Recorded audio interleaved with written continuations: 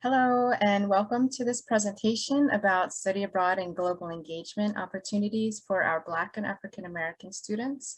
Our speakers include Dr. Natalie Graham, Associate Professor and Chair of the African American Studies Department. She's also the Director of the Institute of Black Intellectual Innovation. She'll share her own personal story about her study abroad journey and how the African American Studies Department can be a resource for students wanting to know more about global opportunities. We also have Monique LeFeuvre as a study abroad alumna and global Titan ambassador, and she'll explain a little bit more about that, what that is, in just a few minutes. And she's going to give you a crash course in the many global engagement opportunities here at Cal State Fullerton. And my name is Shari Merrill, and I'm the Associate Director in our Study Abroad and Global Engagement Office, which is SAGE for short. And I'll just be sharing some useful and practical resources for our students, our Black and African American students, as well as for their parents and families. And so without further ado, I will pass this over to Dr. Graham.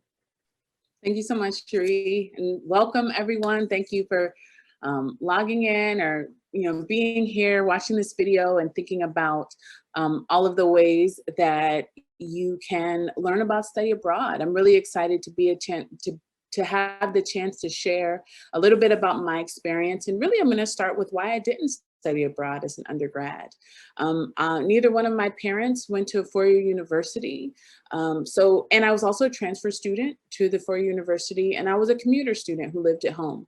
So like many of you, I thought of school as a place where I came to take classes so I could get a degree, so I could get a job and provide for my family.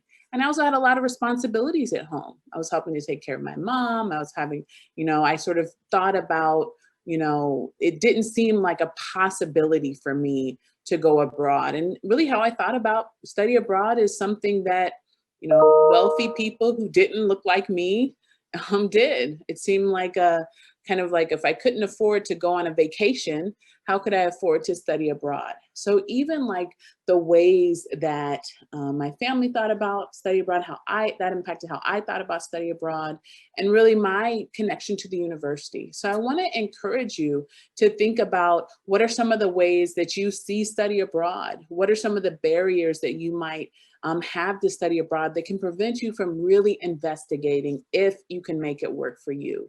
And this is a great conversation to have with your families, to have with folks around you to help get that advice and take those questions and concerns back to the study abroad office, back to your resources on campus, so that we can help you work through some of those issues and concerns you might have.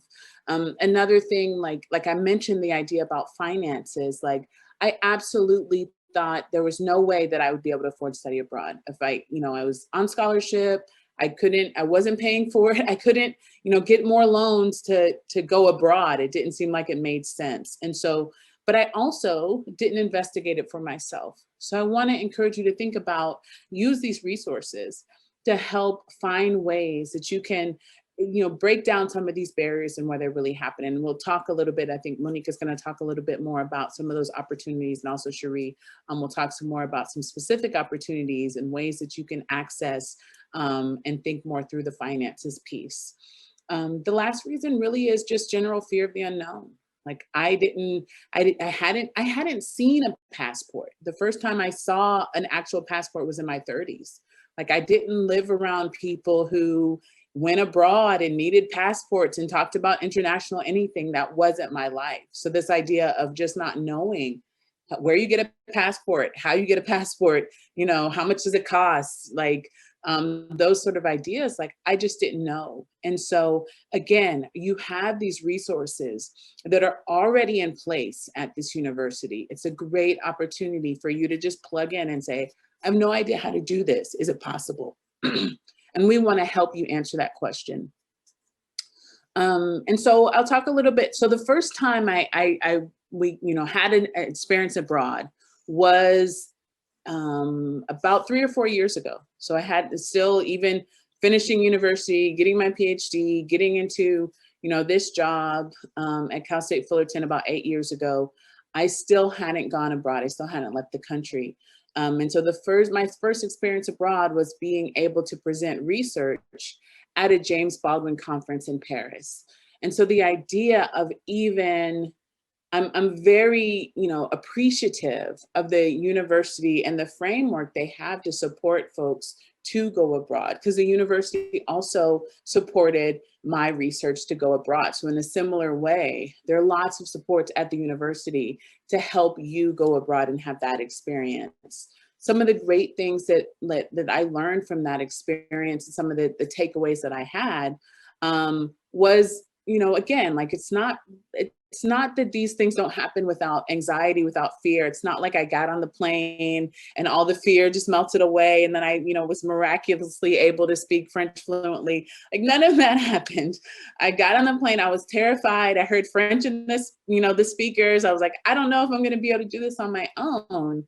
But at every step, because I was connected to this program, I wasn't just traveling. It wasn't just a vacation.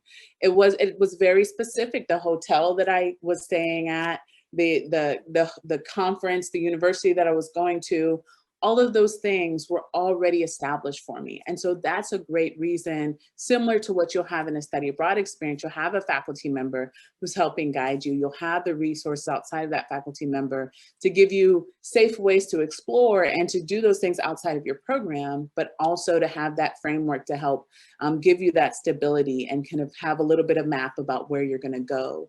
And so I remember, some of the things I remember the first time going abroad is how much you recognize that these cities that you go to are global cities. A lot of these places, and obviously, study abroad experiences are different, but if you've been to LA, one of the things that I recognized is Paris reminded me of LA. It reminded me the people, the sounds, what people look like, the global experience of diverse cultures and communities coming together. That's what a lot of these global cities, look like. Tokyo, Miami, DC, like a lot of these cities have those very integrated experience of people coming from all over the world to be part of those cities. And so I think that that's one thing that I recognized. It doesn't diminish the value of how different we all are. Like US is very different than other countries. And you learn that when you study abroad, which in ways that you might not anticipate, right? It's very different, and that's a great experience. But I think my major takeaway too is how much we're joined by our common humanity. And so when you go abroad, it's not like you're going into like a pit of vipers. You're going into, places with moms and aunties and little babies and people who, heard of Beyonce and play it on their speakers. And, Justin Timberlake is in the grocery store. Like you have these same experiences of the things that bind us together in a global environment. And so that's what I think is beautiful about study abroad as well, is you get to have that experience. You get to share music, you get to share, food, you get to, have those similarities and differences as well. I'm going to talk a little bit about how African-American studies can be a resource for you. I really want you to consider whether or not you're a minor, whether or not you're a major of African-American studies, I want you to see African-American studies throughout your academic career as a resource for you. If something is happening in your major, if you have questions about study abroad, if you have questions about how do I save for study abroad, what scholarships in the university am I accessible are accessible to me, please reach out to me. Reach out to me directly. As the chair, I can put you in contact with folks who can help answer your questions. I'm more than willing to kind of talk through some of these issues with you, think about other possibilities that you might, pathways that you might take to get abroad or to get away and have that experience off campus. I really do believe that place-based learning and experiential learning is a great asset to you in your job, in your personal and career development. So I think that it's really vital and to think about it as a possibility and as a central possibility of your education.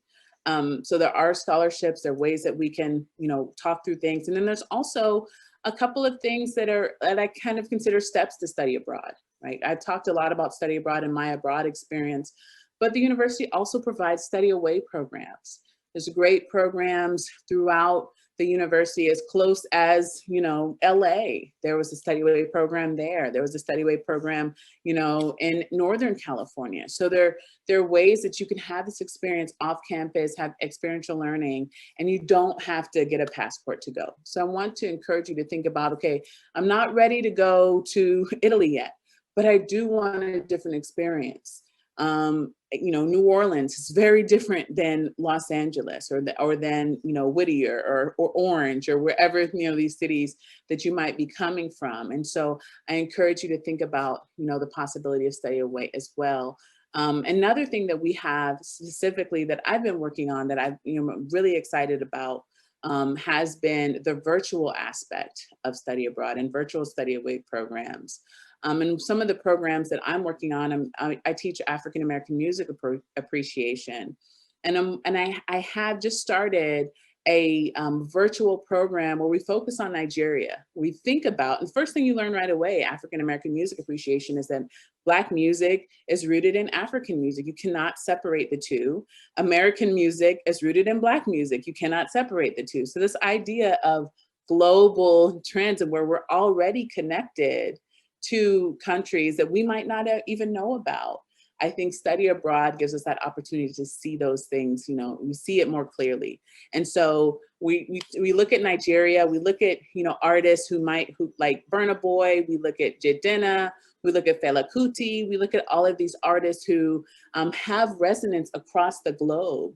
But we also look at where they came from. What does Nigeria mean in this global context? How can certain countries get erased from the conversation when you have these icons and stars that sometimes can seem even a little bigger than the countries they come from? And what are some of the reasons why that might happen? So we get to explore some of those things in a virtual environment.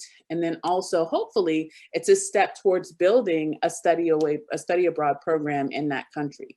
So another thing that I think is really important is to think about, you know, we talk about African-American studies. There's not enough study abroad programs in Africa. We want to build those programs up. And one of the ways those programs get built is by seeing what students want, seeing where students want to go. I do want to just encourage you to recognize that even if you don't see it yet, but you're like, no, you know what? I want to make sure that there's a study abroad program in this country before I leave, and that's where I want to go.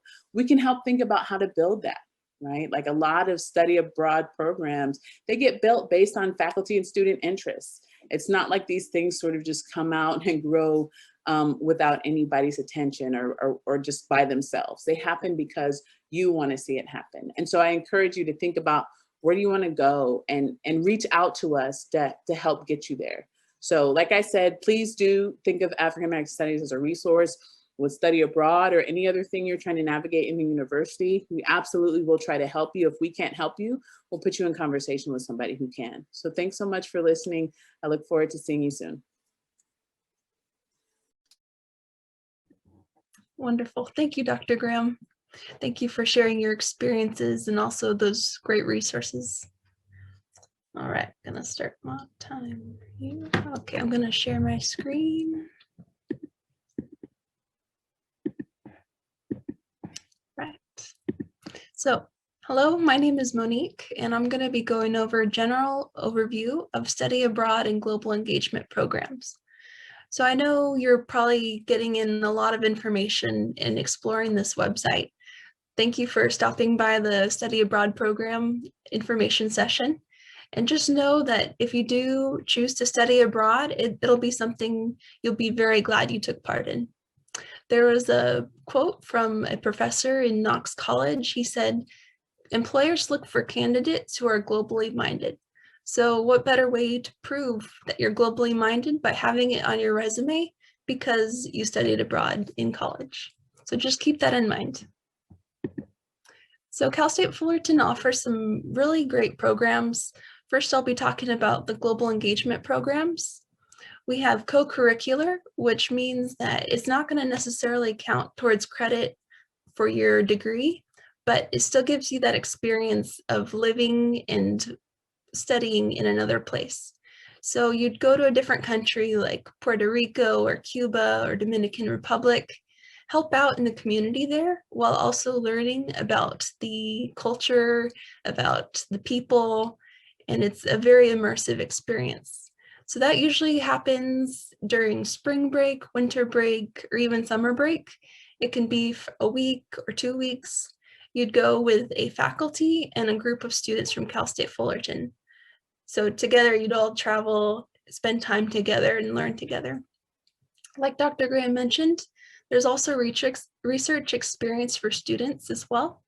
So you do research here in the US and then present it in another country or another part of the US. So that would look really great on your resume as well. You're doing all the work here in your area, your home, and then you'll just be presenting somewhere else. There's study away within the US, like Dr. Graham mentioned as well. This is where you'll be taking a course where you do get credit towards your degree, and it's with the faculty, it's with your other Cal State Fullerton students, but it's just in another part of the US or its territories. Finally, our virtual programs is something that's really taken off in the last year and a half. A huge plus of this is that you don't have to pay for housing or transportation. You get an immersive experience learning from a professor overseas, but from the comfort of your own home. And you could put on your resume that you went to this university, but it'll be from your home. So a lot less expensive, and it could be just a way to get your feet wet and see if you enjoy learning from another country. Our other types of programs are study abroad programs. So we have non-CSUF programs. Let's say you wanted to take a course from a specific university overseas. So you could do that, but you'd be paying that university's tuition and fees. So it might cost a little bit more than what you pay at Cal State Fullerton. It could be a short-term semester or year-long program. The column on the right, the CSU or CSUF programs, this is where Cal State Fullerton is in contact with certain universities from different places around the world, and you'd be paying Cal State Fullerton tuition fees. So you know how much you'd be going into for tuition and fees, and you'd also be paying the transportation and housing and the other expenses when you're living abroad. And this also could be short-term semester or year-long programs. Another point I wanted to mention is, let's say you want to just stay within the area in the next year or two. You could still be engaged globally here at Cal State Fullerton. There's something called the Global Titan Buddy Program, which is where international students who are coming to the US studying at Cal State Fullerton, they're paired with an American student, and together they can do cultural exchange. So if the international student has questions about American culture or good restaurants around the area or fun things to do, the American student would give insight into that. And let's say the American student wanted to know more about a certain country or a language, they can ask to be paired with a student from a certain country. It's completely free, it's all voluntary. You're paired with a student for a semester or longer. So keep that in mind, it's open to anyone, and it's a really great personal growth experience. Our other program we offer is the Global Titan Ambassador Program. That's something I was a part of last year during the fall and spring semester. And it's for students who have already studied abroad and come back, and they help other students study abroad. That's one of the really great professional work experience type of settings you can get. And you get a wonderful reference out of it also. So if you do end up studying abroad, make sure to check out this program and see if you're interested.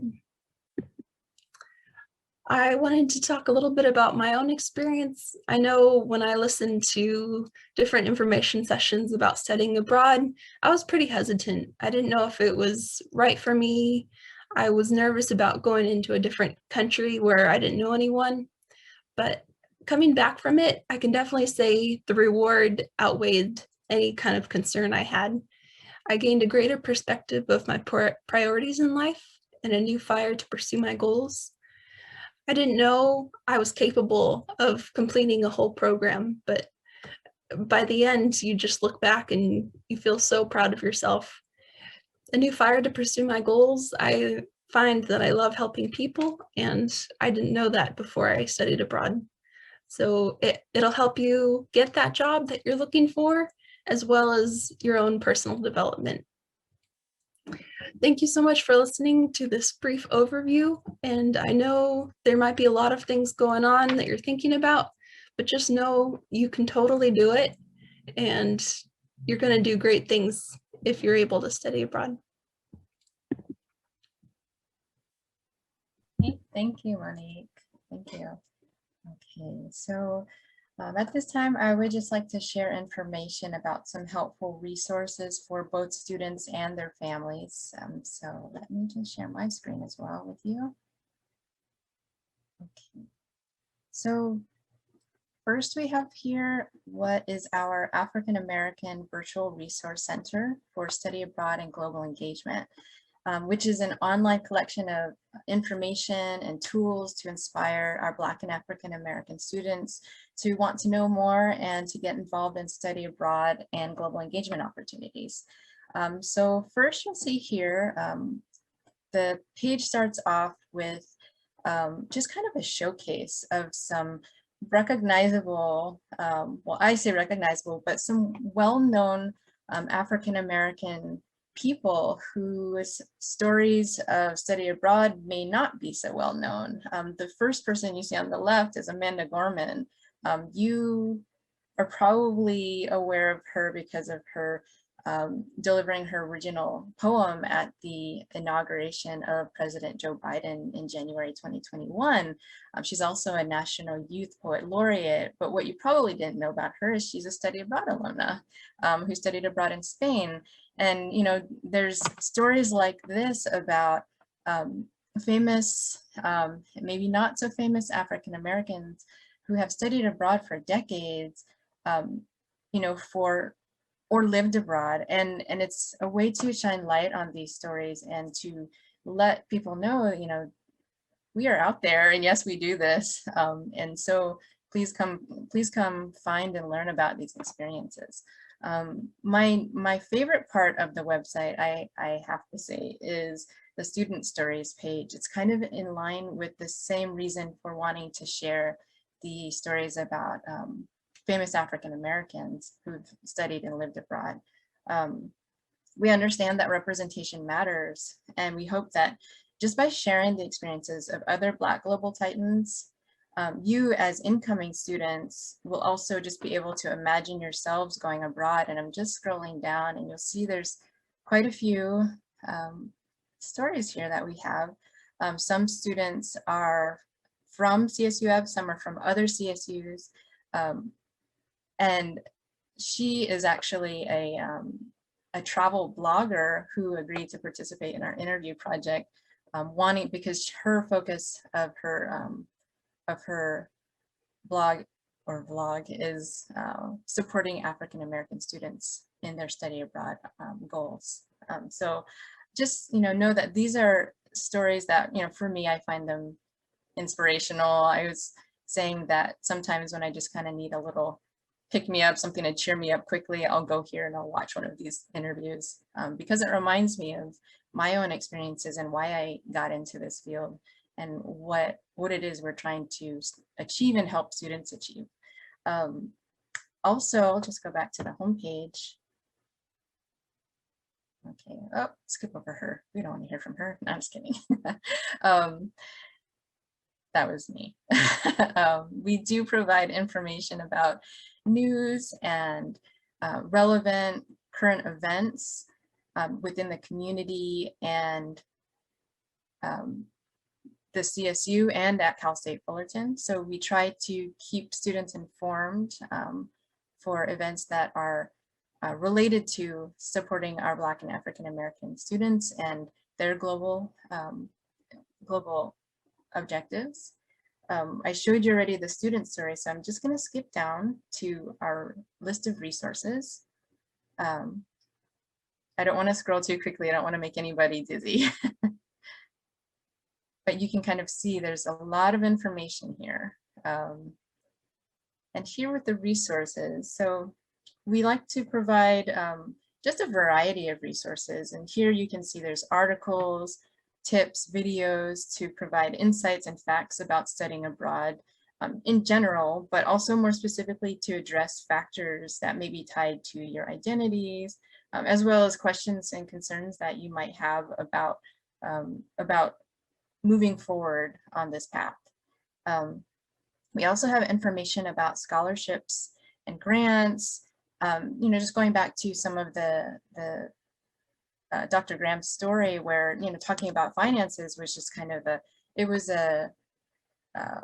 you know, this idea of it's out of reach financially, and then there's other factors, but, you know, we don't want necessarily that to be the hurdle. We want other reasons to be the hurdle for our students, but we want students to understand that there are many ways to fund whatever type of program you choose.